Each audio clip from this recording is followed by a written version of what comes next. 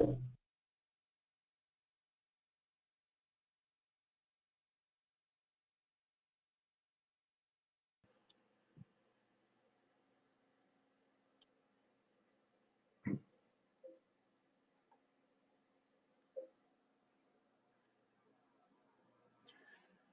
afternoon.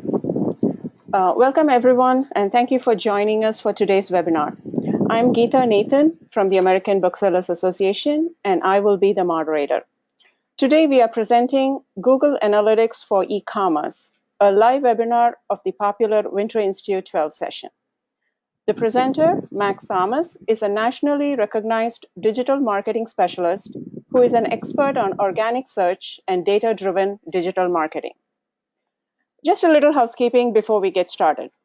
All attendees are in listen-only mode. If you have questions during the session, please type your questions in the question box on your GoToWebinar control panel. Max will answer these questions at the end of the presentation, and there will also be time for additional questions at the end. We are recording this webinar. You will be able to review this later. The recording will be available on bookweb.org. We will send an email sometime next week telling you exactly where it is available on bookweb.org. Now, over to Max.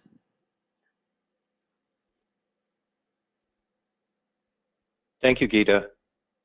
Max, just a minute. Let me make you the presenter. And okay. There you go. Great. And I have put the presentation in presentation mode. Is it showing as presentation mode? Now it is. Super. All right. Hello, everyone. My name is Max Thomas, and it is nice to meet you online. And as Geeta mentioned, this is going to be a review of Google Analytics, and we are going to look at Google Analytics, the basic setup, as well as key things to look at having a bookseller website. We've been fortunate enough to have an actual bookseller volunteer their site so that we can look at data and analytics specific to a bookseller website. As we go through, it's very much like a working session. So if you have questions, please chat them or send them in, and then I will try to end early so we can address the questions specifically. I find with analytics sometimes, or more often than not, the questions people ask are helpful for everyone. Just a second. All right. So I always like to have a little fun with my presentations, and everyone has a theme, and this particular theme are doggies, puppies to be precise, at least this one. So yay, you're excited about Google Analytics. Of course we are. And then now you have to learn about it and dig into the data. Oh no. But don't worry, help is here. Yay, see, we all want to be puppies, sleeping in beds. All right, here's the site I mentioned, Book People of Moscow. They are based in Moscow, Idaho. And we will be referencing this for a lot of the analytics reports. We can see bookstore specific. This site is also on IndieCommerce in case you use the IndieCommerce platform for reference. So first thing we're going to look at is Google Analytics set up optimally. And something I always do when I look at a website is I want to see, is it even installed correctly and is it on all the pages? So an easy way to do that is to actually jump over to the Chrome extension store and to get Tag Assistant by Google. You can see it here, and this is actually it's free and it's from Google. It's not a third-party app. And go ahead and download that, and when you do, it's going to look like this. You're going to see up here a little number in your Chrome browser. Here it says 2, and it's telling us that it's finding 2 codes on this particular site. And the 2 codes are for Google Analytics. There are 2 analytics codes installed here. One ends 12-1, and the other is 65-1. Now, in case you're wondering if this is a problem, this is actually not a problem. You can have as many different Google Analytics accounts or profiles on a website as you'd like. The issue is when you have more than one installation of the same Google Analytics account. So Different ones is okay, but more than one installation of the same account creates confusion with the data. So in this case, we're okay. One is actually set up specifically for Book People of Moscow's views and their analytics, and the other is by, I think, ABA or the Indie Commerce, so they can view aggregate data. So when we look at the actual, I'm going to go back. I've clicked on the two up here to be able to see the details. And then when I click on the details, if I click here, when you use the tool, I'm going to see these two windows here, and I'm just going to see more information about this. I'm going to see the fact that it's universal, and universal is important. If you have an old version of Google Analytics, I suggest updating it. The universal code has more features than the old one, which they're phasing out. And so we get to see that basically it's telling us it's all okay. And if I'm looking at this, and keep in mind, sometimes we don't know if analytics is on the site. So if I'm trying to sleuth and figure out, do I have the right analytics account set up? Here I can see which accounts are installed on the page. And then what I can do is actually go into my analytics account. And here I'm looking at the Google Analytics dashboard view of Book People of Moscow. And I can see that their account actually ends in the 12-1. So what I can see is that the 12-1 is the one that pertains specifically to their website and that it's in their Google Analytics account. So that checks, that's good. Now, I want to be doubly sure if I just want to check again or even further. I am now in the admin section of analytics. So here is admin, and I'm on the property view. Here's property, and I've clicked property settings, and here I can see the same tracking ID. So I know I'm looking at the correct account and the correct code. Then I want to make sure it's on every page. And you can see here I've drilled down to a local author photo gallery page. And here I see the same two Google Analytics accounts. So we're in good shape. Now, the fact that this is, oh, sorry, I forgot. What I want to mention is we just did all of that using the Google Tag Assistant through Chrome, but you can also look at the page source. You can right-click the page and click View Page Source, and this will take you to all this junk. But actually, if you do a find, do Control-F, and you do a find, just look for UA dash, and you'll find the analytics script. And here it is here. So the Google Analytics script, universal, starts with UA dash and then the code itself. And so again, we just have another way of checking. I'm going through this in case you are trying to figure out what you have. That these are the tools to use. And then the next thing we want to see is it on all of the shopping pages? And that's important because analytics can tell us exactly what the visitor does as they go through our shopping cart, how long they stay, if they drop off, and where they drop off. So we want to make sure the code is on every page. And this example, I went through every page and actually bought a book. I bought The Unbearable Lightness of Being. And then all you're going to see is that the number 2 is highlighted on each page. So that you can see it's on the cart, it's on the checkout, it's on the review, and it's on the complete. So it's correctly installed on the entire site. You just want to make sure you have the same setup on yours. Now, Tag Manager is another way to add Google Analytics code to your website and other tracking systems as well. Tag Manager was rolled out by Google a year or two ago, and it is actually like a container. So it's like a container that sits on your website, and what you do is in that tag, in the container, you put all the different tags, and the tag would be Google Analytics would be a tag. AdWords remarketing would be another tag. If you're doing maybe DoubleClick, that would be a tag. So that's where you drop your tags. And it's easy enough to set up Google Tag Manager, and it starts with setting up a container, and then you add the tags to the container.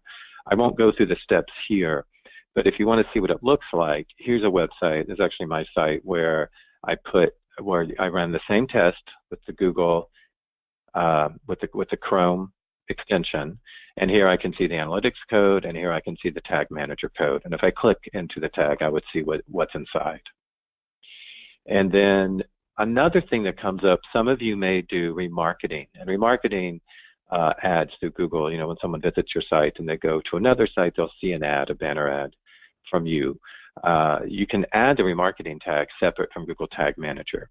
And if you want to know if you're running that, you can actually use the same extension again on your site. And here's a site as an example that has the remarketing tag. So there we can see remarketing is running there as well. Now I'm going to go into the setup. Now we know the code is there, and we've gone through that, and we know we have the right code. Now I'm going to go through some basic aspects of setting up analytics. And here I am inside analytics. Again, I'm in the admin section, and I'm under property, and I've clicked referral exclusion list. This is where you want to exclude any traffic such as your own domain, because we don't want to get self-referrals. We don't want to see our own site showing up as visitors from our own site. That'll inflate our data. So it's good to add your own domain to the exclusion list. The next thing is getting into the e-commerce settings. And enhanced e-commerce settings has been turned on, which is great, so we can see e-commerce data. And then the next is actually if there's a funnel set up. This particular site didn't set up a funnel, but I pulled in a view from another site to show you what the funnel looks like. And here's the funnel here. When you're in the goal section and you click on goal details, you can actually set up the funnel. And here it's a very basic funnel. I would put all the pieces we went through to buy the book, which would be cart, order, review, and complete. And this is actually pulled from Google's demo account, so you can just see their basic e-commerce features. But what setting up the funnel does is that it enables us to see where people drop off in the purchase process. So we can understand, do they drop off at the point of giving their credit card? Do they drop off? Is there confusion over the terms page or the shipping page? There might also be an opportunity for you to run ads on certain pages or reminders, just ways to keep people engaged with the checkout process. Now, this is more of a best practice, but these are looking at the views, how we view it. On the top is our Book People of Moscow, and they have a very standard review that they have all website data. That means they're looking at everything together. But I pulled an example from the Google demo site, and it's nice to break it into 3 groups: master view, test view, and raw data view. So raw data view is all your data. Your master view is the one that is filtered, where we filter out referrals, we filter out anyone who's working on your website, which we'll get to in a minute, and then a test view from when you roll out specific tests in your analytics campaign and your setup. For right now, at minimum, I would suggest having a raw data view, which is the same as all website data, and then a second view for your master view, and that's the one that you'll look at to actually gauge what's happening. Now, these are some basic steps, but they're helpful, so you know you're seeing accurate data. One is your time zone. They always default to Pacific because Google's in Mountain View, California. So in this case, I'd say change it to Mountain Time. And then is the default page setting correct? This is a situation if your home page is like index.html or /index. In this particular site, it's fine because the .com of the domain is the home page. But if the home page were .com/home or .com/index, then I would add that here. URL query parameters.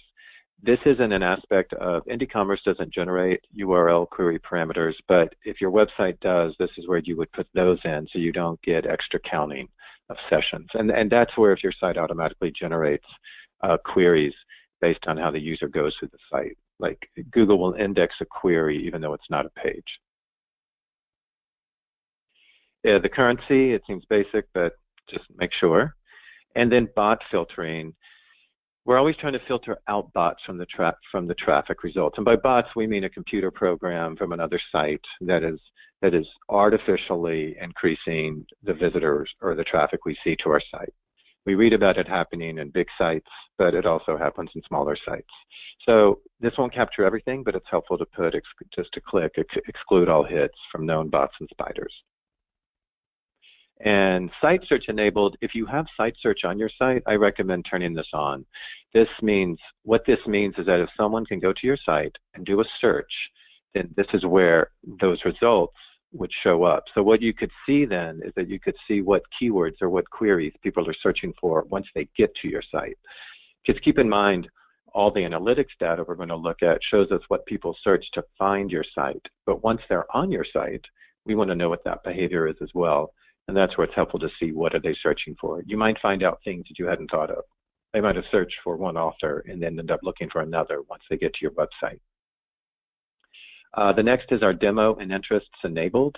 I like to say yes because it gives you the ability to see how your site compares to others. And we're going to look at what that looks like for booksellers later on in this session. And then AdWords, I highly recommend connecting AdWords if you're using AdWords. And the same goes for Search Console. Search Console is the new word for Google Webmaster Tools, and we'll talk about that as well. And then I always like to exclude any internal IPs or agency IPs. So if you have a developer or a web designer, get their IP address and then filter it out of your analytics account. And if you're trying to figure out how to get your own IP address, you can just go to Google and type, "What is my IP address?" and it'll tell you. Don't drive yourself crazy because sometimes, like Verizon or Time Warner, they dynamically serve them, so they may change. But it's always good to check it from time to time. Self-referrals and subdomains. This is if you have if you do have a subdomain, you want to make sure that's not being tracked. Well, you want to make a decision whether or not you want to track it in this set of analytics for your primary domain. And if someone has a question about that, we can follow up separately. Okay, this is a good one, the referral spam. Now, Google can't capture all spam. It tries, but it can't capture it all. And so it's helpful to filter out what could be spam. And so one trick is here I have pulled all of the websites that refer traffic. So this is by source, and this just shows all the website traffic. And what I did is I organized it by bounce rate. So a bounce rate means that someone goes to your page, and if they leave, then that means it was 100. They didn't go any deeper. But if they go deeper, then the bounce rate goes lower.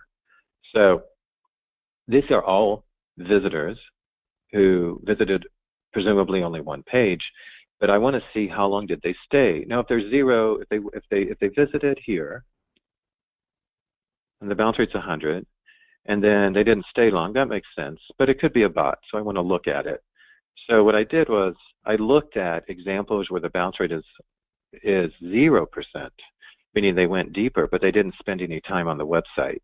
That means it's almost likely a bot. And here, this one in particular, this looks like compliance, Andrew XYZ. That's probably a bot. The other one that caught my attention is that 0% bounce rate, an incredibly long session duration, and no transaction. Black Hat World seems circumspect, so I would ding that as well. So don't drive yourself crazy, but you can see where it's just an attempt to get more accurate data. If you're short on time, I wouldn't spend a lot of time on this because clicking the bot exclusion option and the setup will capture a lot of these. All right, micro goal conversions. Now, there's a concept in tracking that is a conversion, a goal, right? And our primary goal is to sell a book. So that's going to be our macro conversion. But our micro conversion is what is a worthy goal that's in support of our main goal or our macro goal. A common one is if someone signs up for your email newsletter, because your email newsletter could be a very strong source of recurring revenue. And of course, because you're engaging with your customers. And by that, I mean an opt-in email list. So this is where you would actually set one up. And here, these are the steps of going through, of setting up the goal. And I think the next one goes into, no. We go into setting one up later, but this is actually for the purpose of setting up an email.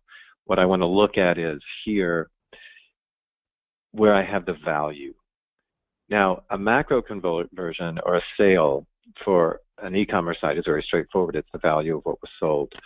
But in terms of a micro conversion, that may not be an actual book sale. And if it's an email newsletter sign up, what is that worth? So here's a way to look at that. Now, this particular site, they don't do email, so they don't have much email traffic to look at.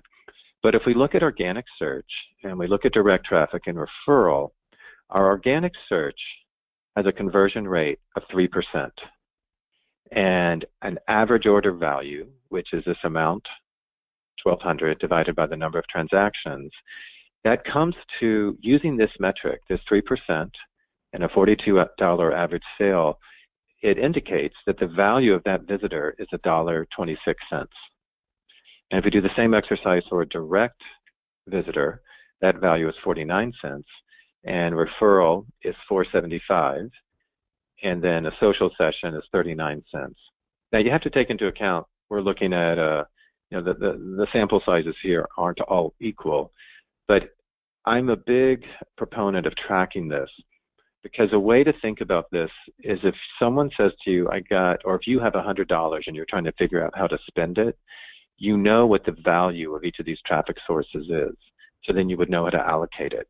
So you would know, well, based on referral, you might spend that $100 on the referral traffic versus spending it on social. But the reason I'm saying this for right now, we're going to go deeper into how to attribute value to the different channels. But in terms of email, if we're setting up a conversion, a goal, we want to put a value. So otherwise, if we don't put a value, we won't track it. We won't understand what the value is. So it might be that the value for an email sign-up, if we had more email sign-ups here, we'd be able to have some data on what transaction would be. We do the same exercise to get a value. If you don't have a value, if you don't have email history and you just want to put a value in, based on, maybe run this same exercise, based on this, I would say an email might be worth 50 cents just to start, and then just see what happens, and just to track it over time. Because we don't know how many email visitors it takes to generate a sale or how often they buy, but tracking that will show us. All right, these are the basics of setting up a goal. And I'm going to, because e-commerce is enabled for this setup, it's already tracking the e-commerce goals conversion data. So we don't need to go through that step. But in terms of setting up a contact us or a sign up for our email, it's basically straightforward. You have a step 1, which is your domain and your contact us page. And then a step 2 is the thank you. And what this means is that, what I'm getting at here is that there's a distinct thank you page. You could track it as an event, but it's much easier and cleaner to track it with a separate thank you page. And we'll look at why that is. Then this is very specific, and again, everyone will get a copy of this, so you can go through it later. But you go to admin, then you go to new goal, and then you're going to, this one we're going to do contact us, and it's already pre-populated. And then you enter the goal description, which here we put contact us, but we could put sign up for email. The destination is the thank you page. That's what we were looking at earlier.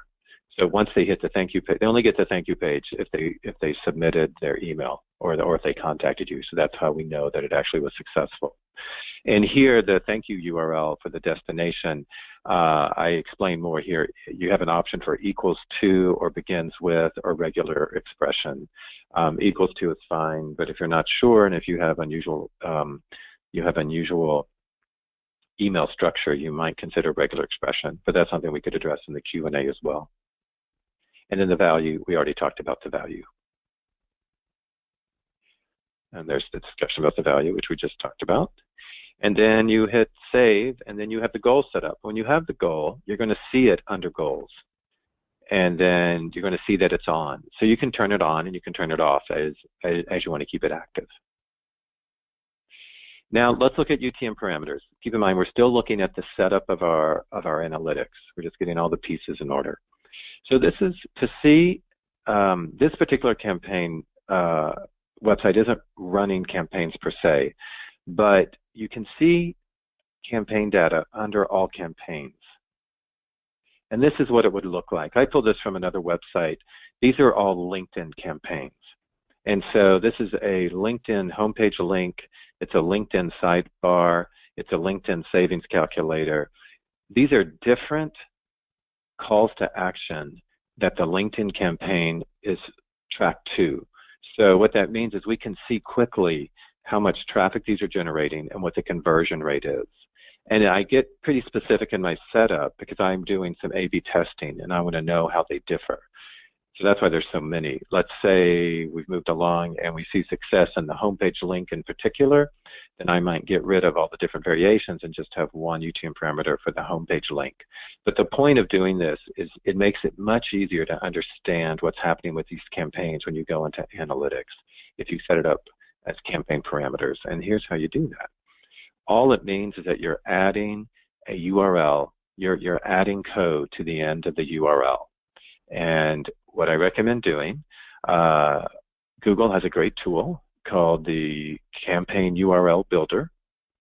And here's a URL, but if you do a search for Google Campaign URL Builder, you can find it. And you basically put in your website URL or your destination page, wherever you want them to go. The source, it could be, if it's a search campaign, it could be Google. If it's AdWords, you could put AdWords, or if it's LinkedIn, in this case, it was LinkedIn.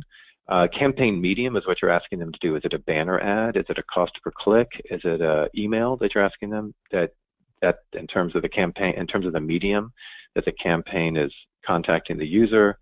And then the name itself, something short so you understand. Just like I looked here, the name's, it's not pretty, but I understand exactly what it is by looking at it. And once you add all of those, Google generates the URL, and then you can use that URL in your ad campaigns. And this is an example of going through the source and the medium and the campaign. There's more information on the site. Now, who is our website visitor? Moving right along. This is where I'm going to go through how to look at the basics. These aren't all the aspects of looking at website visitors, but these are the basics. So here, we're going to go to Audience, and we're going to click Audience, and we're going to go to Location. Here we can see where our users come from. It defaults to country, and we can also look at it. I like looking at it by metro. So we can do city, and then we can do metro as well. Moscow's funny to see right now, but it's actually Moscow, Idaho, and Pullman is a neighboring town. And then Seattle is, she's in the Pacific, well, she's in Idaho, so it's close to the Pacific Northwest. So these start to make sense in terms of their location. But this is helpful to see where your visitors are coming from, and actually what most interesting, where your transactions are coming from. And this would be information that would be relevant, especially if you were to run an AdWords campaign or Facebook where you're using geo-targeting. Next is looking at the demographics by age. This is age demographics. This report, this particular profile isn't set up for it, but I just pulled a picture where you can get a quick idea of what female versus male is. And then what you can do is that in analytics, we can look at how these demographics vary based on whether someone converted or did not convert. So what you do is you go into the view that you're interested in, and you click Choose Segment, and then you can just go to the system, which are the default ones, and select converters. So they call it a converter. And so we're going to have converters, meaning they bought, and non-converters. Sounds sort of funny. And that's what it looks like when it's on. So once you've set up the advanced segments, you will then see converters and non-converters on the top. And here's an example. So I just looked at that information. This is from another website, but for age. And here I can see the breakdown. Here's the pie chart for converters on the top and non-converters on the bottom. And the breakdown is 25 to 34, 35 to 44, and so forth. And this one is converters. So I can see that 44% of converters are 25 to 34, and 33% of non-converters are that same age bracket. So then I can quickly see where the largest group of converters are. And this is very helpful too when you're running campaigns. Let's say you run a Facebook campaign, and let's say you target broadly. You can then use this to see, you might target people aged 25 to 60, and then when you look at the data, you can see where are most of your conversions happening. So you can target more specifically to those age groups. We can do the same exercise on browser. So here we're looking at Chrome, Safari, Firefox, Internet Explorer, and I don't even know what Edge is, but Edge. So here are the converters. The majority are 86% of converters use Chrome. And this is helpful from a web perspective to make sure your website is functioning or functions well on the different browsers. And then next comes we look at the actual desktop, mobile, or tablet. And in this particular case, it is 78% of converters are on desktop. But this would be very interesting to see how your users buy. If you saw a big variation between the two, that you had a lot of mobile visitors, but not a lot of mobile conversions, it could mean that people prefer to buy on a desktop, but it also might mean that there's an opportunity to increase the user experience or make it easier for people to buy through their mobile device. And you can also dig deeper, speaking of mobile, to the type of device. Is it an iPhone, an iPad? That's interesting to see as well. Are there trends in terms of how people shop between their device, like a phone, versus an iPad? Now, where do they come from? And again, keep in mind, we're looking at top-level metrics here. So this is looking at channels. And channels are going to be what we think of: organic search, direct, referral, social, email in this case. So channel is the largest grouping in Google Analytics. And then we can look at this based on converters or non-converters. I'm pulling up the same advanced segments. And then here I can see what the trend is in conversions. So I can see that for the conversions, 47% are from direct traffic, and then also 44% are organic search, and so forth. Now, something I want you to be aware of, this data by default shows last click, and that means the last place someone visited or was at before they visited your site and bought. In this case, for direct means they went right to your site. For organic, that means it was Google or search engine. So the last click can be misleading because it makes us think that organic sent all of these sales, but actually organic might have influenced more sales than it shows here. And so we're going to look at attribution toward the end of the presentation. And then what about social media? It's always interesting to see social media. So here is the social referral traffic compared to the entire site traffic, and we see how sporadic it is. Here, social is being defined by Facebook, Reddit, Twitter, and Yelp. I think what's interesting with social is that we all spend a lot of time on it, but it's very helpful to drill down to see how much does it send traffic to our website that actually converts. Now, social might get people to your bookstores for events, which means it's doing a great job, but whether or not it sends a direct conversion for a sale is another story. So don't look at this and think, oh, social's worthless. Social may be utilized well for your events and maybe your email marketing or to drive email list, but it may not be the strongest source of direct sales. And in some ways around books, that makes sense because a lot of times people have a specific idea of what they're looking for when they buy a book through online channels. So think about that the social's great for events and for building awareness and maybe driving your list, but just because the traffic's low doesn't mean that it's not supportive of your overall sales. Now, what pages do our visitors view most? So we're going to behavior now, site content, and content drill down. These are all the pages. This is homepage, the search, book, etc. And we can see the page views and then the bounce rate and the exits and the time on site. So we get to see where people spend most of their time. Here we see 32%.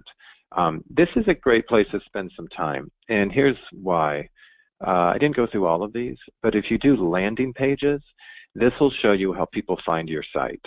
It'll show you what is the page that most people land on when they land on your site. And then you can actually see what the next page is and the next page is. So you can start to build a customer journey. Now, when we look at what pages, all of them, it's the same report, we can look at this, again, the same split of converters versus non-converters. And we can see that some of the highest portion of converters are people who search because they use the search. And cart, of course, because they're already in the cart. I didn't go through all of the pages here. I just pulled the top ones. But it'd be interesting to dig deeper and look at blog posts. Do blog posts drive traffic? I mean, drive conversions? That would be interesting to see. And that takes a little more digging, but that would be helpful, especially from e-commerce. For example, if you write a blog post about a book, and then you promote the blog post on Facebook, and then the blog post also shows up in search results, does that drive conversions? That's the kind of way to look at it. Now, Cruz, let's keep going. We're going to look at keywords. There are several ways to look at keywords. One is to go to Acquisition, Search Console. If you remember from before, we had set up Search Console and connected it to our Google Analytics, and then Queries. This will show us this report, which shows us the search query, how many clicks, how many impressions, meaning how many times was it viewed in the search results, the CTR from impressions to clicks, and the average position in rankings. Now, this is not showing us how many visitors came from these terms. That's different. That's what Google stripped out with the not set, which is what we see here, that about 22% here are not set. But that's still more than we can see if we look just at Google Analytics. By the way, this data is not for the bookseller site. I had to pull this from the Google demo site. If we want to see it in the actual organic search traffic, go to Acquisition, go to Channels, then go to Organic Search, click Organic Search, and then we see the list of all the keywords. And again, the not provided is there. This is actually showing visitors who landed on the site from searching Book People of Moscow directions. But as we can see, Google has stripped out 97%, so it's not so helpful. So you have to sort of model what the keywords are, which is why I always suggest to use a third-party tool. In this case, I'm looking at SEMrush, and SEMrush does a nice job of showing all the keywords and the portion of website traffic that those keywords drive. So here, if we look at this, we see book people. About 19% of their traffic comes from people searching for book people, and then Book People of Moscow is 18%. And if you read it through this way, you start to see that the majority of their search traffic, almost 60%, is coming from branded searches or more. So I highly recommend looking at a third-party keyword ranking tool as well. Now, how do we compare to other bookstores? Do you remember we looked at the demographic data? This is where you can pull that in. So we're going to go Audience, Benchmarking, and Channels. And this is where we have pulled in how this site compares to all bookstores that have in the U.S., to 0 to 99 daily visitors, of which it is showing there are about 47,000 properties. We know those aren't all bookstores, but it gives us an idea of how Book People of Moscow compares to other sites. And what's interesting is that we can see right away email. We saw they had very low email traffic. Well, they're very low compared to the norm. For this segment, the norm is around 350 visitors from email a month. But we see that they're very high on direct, which we saw a lot of their sales come from direct. And so they're high, almost 31% more than the average, and they're high in organic search. And we just saw that their organic search is for a lot of branded terms, so they have a very loyal audience, very, very loyal customer base.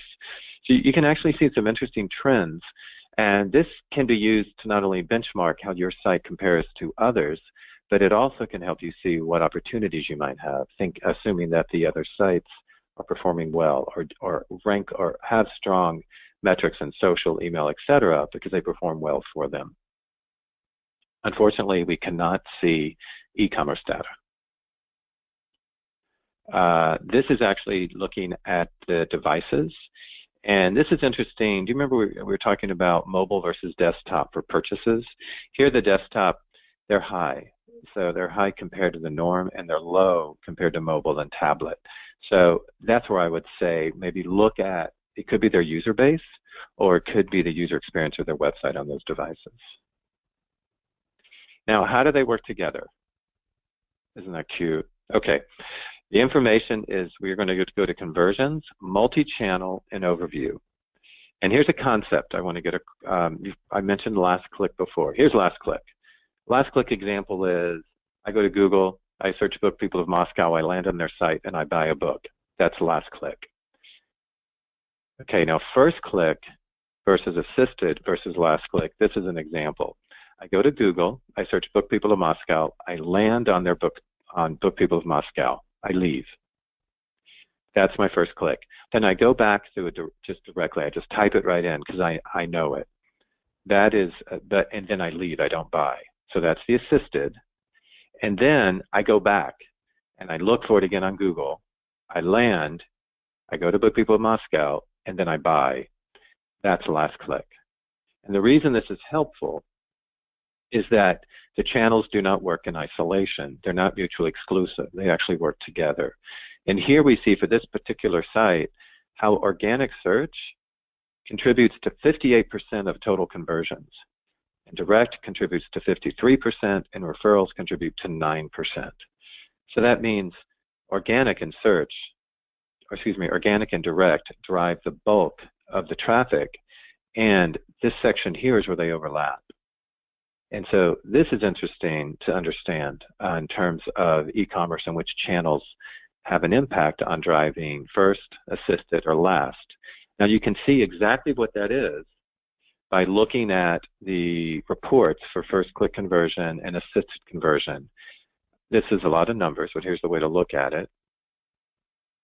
Is first is here, assisted is here, and last click is here. And last click is actually the same for both. So again, it's first, assisted, and last here. Right away we can see that the strongest first click conversion is organic search. And we see that the strongest assisted conversion is direct, and that the highest last click, well, they're all sort of equal.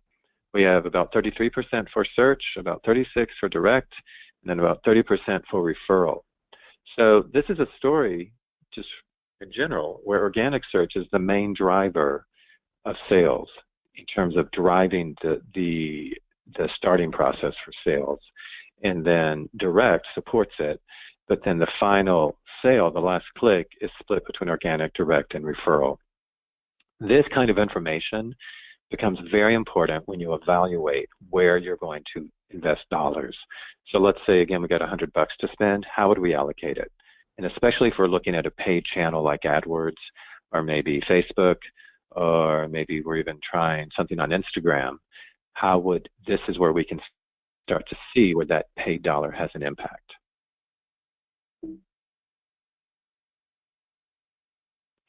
Now, those numbers were how they work in aggregate. Now we can actually look and see the specific referral paths. And here's an example. This shows us that this is under channel grouping path, that the most common path is organic search and then direct at 27% of the conversions. And then we see direct times 11. That means someone visited the site directly 11 times. And then here's 2 times, and then 3 times. You can see how much that contribute, what portion of sales came from that specific pattern. And here's a direct, a referral, and a direct at 5%. If we tally it all up, we'll get the whole picture that we see here. But this is also helpful to see just what's happening on a specific level. Now, how do we know if it's making money? The e-commerce is enabled, so we can see the data here, but they haven't set up value for the, it hasn't integrated the full e-commerce, I forgot the word, I'm sorry, but to support the full e-commerce conversion, so we can't see it based on the detailed level. And do you remember that the funnel wasn't set up? If you set up the funnel, this will give you the ability to see where people drop off, because this is the funnel of the different sessions of the shopping, the cart, the abandon, and the checkout abandon. Once you set up the steps for conversion, the actual funnel, then these would correlate with those, and then you could see where drop-offs happen. And then also you can look at internal promotion views.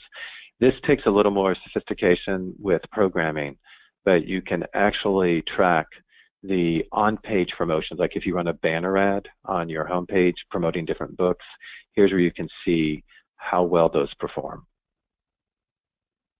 And then lastly, let's jump and look at the problem areas. This is where we're going to go to Search Console. And the Search Console is the old Google Webmaster Tools. And you go into Search Console, you go to Dashboard, and you're going to see this report. And we're not going to go through the whole thing, but I'm going to show you what I find is most important. And the first is I want to look at errors. The errors will tell me if there are any problems, and if there are any problems that are keeping Google from crawling the site in particular. The second thing I want to know, is there any malware or any negative, or am I being penalized for any bad links? I would know that because it would show up here. It would show up under no new messages or recent critical issues. And the third thing I want to know is the actual number of URLs submitted and what's indexed.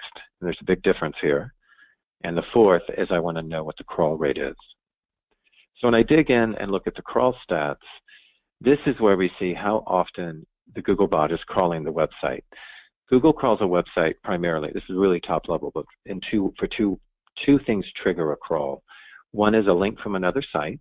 So that's why when you get a review on a news site or a very popular site, and and there's a lot of traffic to that site, Google follows that link and then it follows it to your site. So that generates a crawl. The other way is that there's changes to your website. There's that's why blogs, one of the reasons technically blogs are helpful, because you're adding new content. So there's a change that alerts Google. So we want Google to crawl the site, because the more Google crawls the website, the more it's going to keep the fresh content in the search results, and the more it's going to keep the content in general, the index pages, showing up in search results. And so this is actually an interesting trend that we saw a bump in November. And I don't know why. I wasn't able to investigate, but something caused this. And my hunch is that they probably had some kind of PR event. Something would generate a lot, or maybe a press mention, something would generate this kind of activity. But in general, we expect to see this gradually increase continually. And so there's been some peaks and valleys. And so it would be interesting to investigate what's causing that. But one thing that could be causing that is the crawl errors. And I didn't go into it here, but if you click crawl error, URL errors, you will see if there are any pages that are not working. And what happens if it's called a 404, and what happens if there's a 400 error is that Google crawls the site, and it goes to the page, but the page isn't there, Google bounces off. And if it bounces off enough, it'll just stop crawling the site altogether. And if that page happens to correlate with a high ranking, then that ranking will go away. And if that page is how Google usually finds the site from another link, then it'll stop crawling to that channel. So we always want to have a clear path for Google to crawl the site, and that's why we always like to look at the URL errors to make sure that there aren't any. And the fix for that is the 301 redirect. Now, how to make sense of it all, this is the idea of a North Star, and this was presented in Minneapolis in January, so it's inappropriate. Winter. Okay, I'm going to go through this very quickly, but this is a measurement plan. And if this interests you, there's a man named Avinash Kaushik who's very bright. He's actually a guru in my book for digital analytics, and he has a blog called Occam's Razor, and he goes into great detail about this. He's based in Silicon Valley. Here's the core concept. More often than not, our digital strategy results from saying, we'll post on Facebook, we'll put up blog posts, we'll run some AdWords. Those are all tactics. That's not a strategy. And then if we're not tracking, we won't know what's actually working. So the idea is to step back a bit and think of it more strategically. So start with, what is our business objective? And here we got 3 general objectives. This is an example of create awareness, generate leads, and then highlight events. So awareness could be people being aware of your bookstore. Generate leads, in this case, could be people signing up for your email or actually buying books. And highlight events are ones that you hold at your store. So that's our objective. Then what is our goal? So the goals get more into the strategies of, well, for our website goal to create awareness is to reinforce, so branded presence, offline and advertising. But to generate leads, we want the email contact. This is for a real estate site, so it's not specific to bookstores, but you can get the idea. But here's where the website goal would be to generate more sales. And then the event is actually engaging, reaching out through local events, through the social most likely. But then we can look at KPIs. And a key performance indicator for these are what would indicate success. So here for create awareness, it would be an increase in branded traffic. For the website goal of emails, building our email list, it would be more conversions of the email signups. For the book sales, it would be actual books. And you could get more granular. Maybe it's a type of book or a section of book. And then for the KPI for the events, it could be visitor loyalty on the site, meaning how long they stay. And then we take it a step further and we put a target in. So the target is, let's start where we are today, say what these are, and then set a target of where we want to be, because then we have something to measure against. And then from there you can segment. And the segment is where you look at, here's an example of traffic sources, and then here visitor type, the content type. Did they enter from a blog post? Did they enter from the homepage? Did they enter from an event page? The visitor type, the demographics, where are they? What is their age? Male, female? What are they using in terms of a browser or of a device? So you start to get how you get more granular and create an actual plan. And once you have that plan, a measurement plan, then you can create reporting that tracks back to this. This is very high level, but there's a lot more in Occam's razor. Maybe we can address some questions that come up. And yay, happy analytics. Yay, that's it. And that is the end of the session.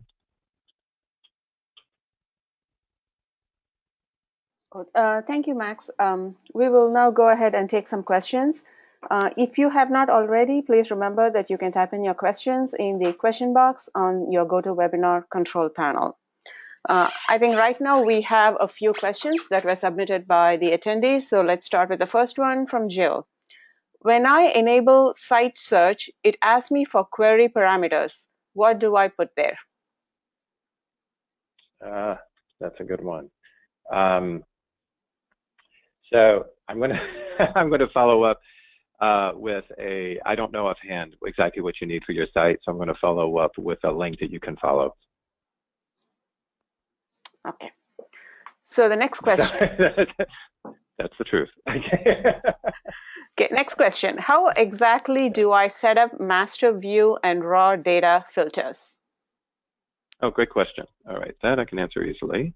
We're going to go to, I'm actually in analytics. So is my screen still active? Yes, it's still active. Super. So go into the account that you want to do this for, and then go to admin. When you're an admin, you'll then be able to generate a new view. So here I'm looking at the admin level. That's the main account, which is your website. The property, you might have a subdomain or multiple versions of the site, and then the view. And here's where you just say, I want to create a new view. And let me go to one that I can actually manage here.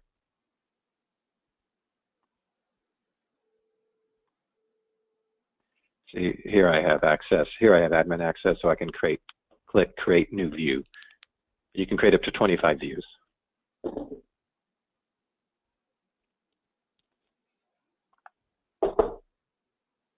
That's it. Okay. So next question. Does checking the Google Analytics box on a constant contact email automatically create a campaign for me and the appropriate URLs, or do I still have to use campaign URL builder? That's a great question. That came up in Minneapolis, and I actually don't know if it does. So I have to check and see, and I'm going to try to find that out now. That's a great question.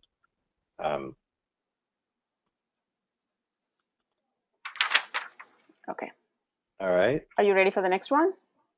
I am. I'm sort of like not doing great. You are. Is there a downside to deleting content on the site? Ask that again. I'm sorry. Is there a downside to deleting content on the site? Oh, I'm not sure if the question is asking deleting content from the actual page or deleting pages. If it's deleting pages content, yeah. Okay, pages. So this came up as well. The downside is that you could lose a presence on Google. You would have less content in the index, and there could be pages that Google crawls. So if it's absolutely out-of-date content, I would take the page down and I would add a 301 redirect to that page, to the most similar page. Let's say an easy example is you have different pages per employee, and you have a staff member leave, then you could 301 redirect that page to maybe your team page. But if it's a book that's out of print, what I would do is then take the page down, set up a 301 redirect, and have it point to the category page if you have category pages, or if you don't, just have it point to the home page. If it's a page, and if you're not sure whether or not to take the page down or not, go into your analytics, go to all content, look for that page and see if it gets traffic. If it doesn't get traffic, it may not be an issue. And then the other thing to do is to go into Google Search Console and see if there are any inbound links to that page. In Search Console, you can go to inbound links, and you can look at all the links and the pages I point to. And if it gets a lot of links, you may want to keep it. But if it doesn't, it's probably okay to take it down. Okay, thank you. Can you show how a year-over-year comparison of traffic and sales is generated? Yes. Let's go to so I'm back in analytics. And I'm going to go to the demo account. I'm going to look at their master view. I'm going to go to reporting. And if I go here, I'm going to do, I'll do the whole year by just changing this. I just changed, what I did is I took today's date. I don't know what the desired date range is, but I just changed the 17 to 16, so we get a year. And then I want to compare, click compare to the previous period, and it automatically populates the previous period. And so I already see a mistake it made. 14, this needs to be to the 15. So 14 to 15. And now we can see the two data sets. And they have one in blue and one in orange. And this particular site doesn't have traffic for the previous period, which is why it looks, that's actually automatically extended. But that's the procedure. Let's see if we can find another one. Yep. Okay, thank I'll do it for this site real quick just to see, so we can see what it looks like. There we go. See, the blue is for the past year, and then the orange is for the previous period. It stops because there's no more data for that period. Great, thank you. The next question. The analytics ID on my website doesn't match that in my Google Analytics admin, but it's possible I have multiple analytics accounts. Is there any way to figure out what analytics account an ID is linked to, or would it be easier just to replace all the code? So if I understand the question, there are IDs on the site, but that's different from what the analytics ID is in their analytics account. Yes. Yeah, then I would go through what I would actually look at the pages, and here's the tool I was talking about. Here I'll go to the people of Moscow, the tag assistant here, the Google Tag Assistant. I'm going to click Enable. I'm going to refresh. And then this is a tool I mentioned, and it'll show me which analytics accounts are on the website. I would go to the site to find which one is there, and then see if you can get access to that. Okay. If you don't see, if the analytics code in your, if the ID in your analytics account is not on the website, then it's been set up incorrectly, and that's a code for another website, which I've seen happen. It can happen sometimes. So next one, what are the most important tools in Google Analytics that e-commerce sites should monitor regularly? I would say looking at without a doubt, the traffic for your e-commerce conversion traffic, which is going to be, which side am I in? People.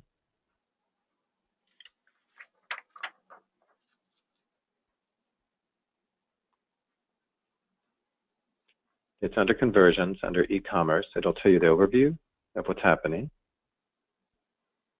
I'm going to get rid of this, just have it the last 30 days.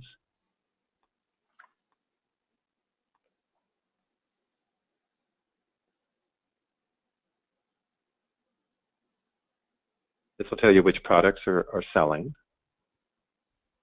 And then your shopping behavior. This is what was not set up because the funnel wasn't set up, but this will tell you what is actually happening with your users. They go through the funnel. And if you want to drill down deeper, you can go to product performance, which is actually going to be on a specific book level. So you can see how many unique purchases there are per book. And I would also say, because of the focus of inbound, I would look at your channels. So I would go into acquisition here, and then I would look at channels and then see which ones are driving conversions, traffic and conversions. And I would also look at source and medium to drill deeper. And a key thing always, and I keep saying this, is if you buy something, if you spend any money on anything, even if it's human time, on adding content to a blog or updating your site, track it.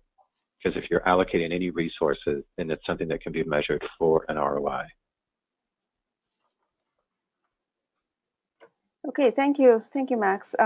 I think we are almost now almost at 4 o'clock, and we have covered all the questions. Max, is there anything that you would like to cover before a wrap-up? No, I think if anyone has any follow-up questions, please feel free to reach out to me. As Geeta mentioned, the presentation will be available, and I'm going to follow up regarding the 2 questions, the what to enter for the query parameter for the site search, and also look into the constant contact, because that question came up, and I didn't get an answer, so I want to find out what that is as well. Okay, thank you. Great. Thank you, everyone. We appreciate you being here, and thanks again for joining us today, and we will see you next time. Thank you, Max. It was a wonderful webinar. Thank you, Geeta. Take care. You too. Thanks, Max. Thanks, Phil.